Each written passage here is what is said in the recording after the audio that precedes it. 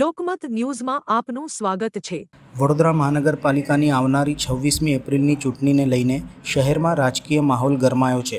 Ward number 15માં Bharatiya Janata પાર્ટીના ઉમેદવારો દ્વારા યોજાઈ રહેલી જનસંપર્ક ફેરણીને સ્થાનિકોમાંથી ઉત્સાહભેર પ્રતિસાદ મળી રહ્યો છે।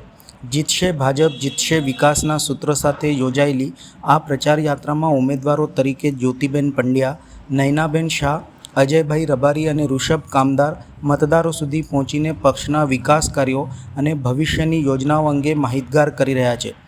આ જનસંપર્ક ફેરણી આજે 15મી એપ્રિલે બુધવારે સવારે 9 કલાકે સુનીતા સોસાયટીથી પ્રારંભ થઈ હતી। ત્યારબાદ ઉમા બી, રાધાકૃષ્ણનગર, કોટિયાર્કનગર, જય ચામુંડા, અમરપાર્ક, તુલસી અને પ્રભાત જેવા વિસ્તારોમાં ફરી અંતે આલોક વિસ્તારમાં ફેરણીની પૂર્ણાહુતિ થઈ હતી।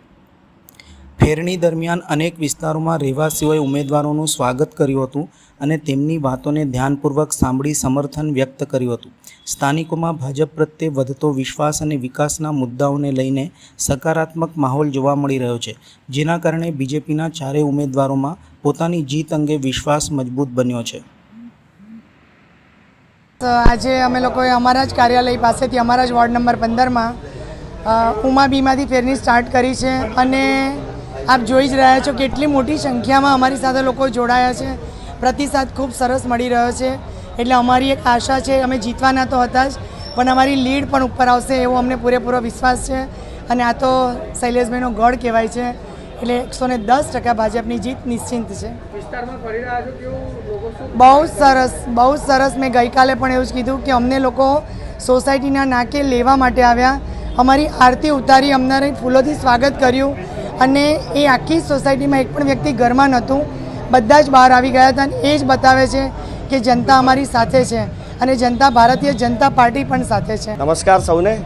આજરોજ અમારા વોર્ડ નંબર 15માં અમે ઉમા 4 રસ્તાની આજુબાજુનો વિસ્તાર જેમ કે ઉમા સોસાયટીથી શરૂઆત કરી છે અને બધા જ વિસ્તારને આ બૂથને કવર કરવાનું અને એની સાથે સાથે આવેલા નજીકના બીજા 3 બૂથ કવર કરવાનું નક્કી કરેલું છે અને લોકોનો પ્રતિસાદ બહુ જ સારો છે।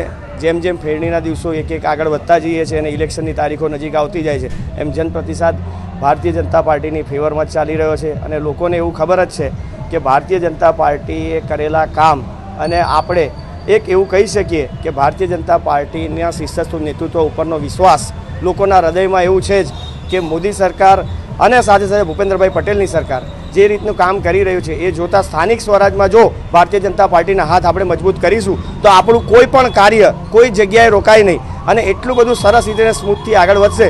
એટલે એવો કોઈ બીજો વિચાર કે કોઈ પણ જાતનો માહોલ બનાવવાનો કોઈ વ્યવસાય કોઈક વ્યક્તિનો વિષય હોય એ પોતાનો હશે, બાકી ભારતીય જનતા પાર્ટીનો માહોલ વોર્ડ નંબર 15માં પહેલે દિવસથી છે, આજે પણ છે અને રહેવાનો।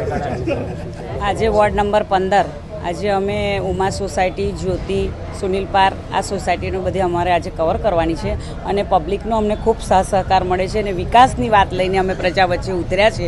વિકાસ કરેલો જ છે એટલે અમે પબ્લિકની સાથે અમે સાથે જ છે, એટલે અમારું ભારતીય જનતા પાર્ટીનું 4 કમળ વડોદરા મહાનગર સેવા સદનમાં આવવાનું છે, નિશ્ચિત જ છે। જીત તો અમારી છે જ પણ અમારે માર્જિનથી જીતવું છે, વધારે માર્જિનથી જીતવું। ભૂતકાળમાં પણ અમે ઘણા બધા કામો કર્યા છે કે પ્રજા વચ્ચે જે રોડ છે, રસ્તા છે, પાણી છે, સ્વિમિંગ પુલો છે, ગેસની લાઈન છે, ઘણા બધા કામો કર્યા છે, એટલે અમે પ્રજા વચ્ચે અમારો હક છે કે અમારે જવા માટે અમારે એમને મળવા માટે અમારે જવું પડે, બાકી જીત અમારી નહીં। આપણે આજે ભોલેનાથની દર્શન કરીને અર્ચના કરીને આજે અમે લોકો ઉમા 4 રસ્તાથી અહીંયા આગળ જે પ્રચારમાં અહીંયા આગળ જોડાયા છે બધા અહીંયા આગળ અને ખૂબ ઉત્સાહપૂર્વક લોકો આદરથી અમને અહીંયા બોલાવી રહ્યા છે। અહીંયા આગળ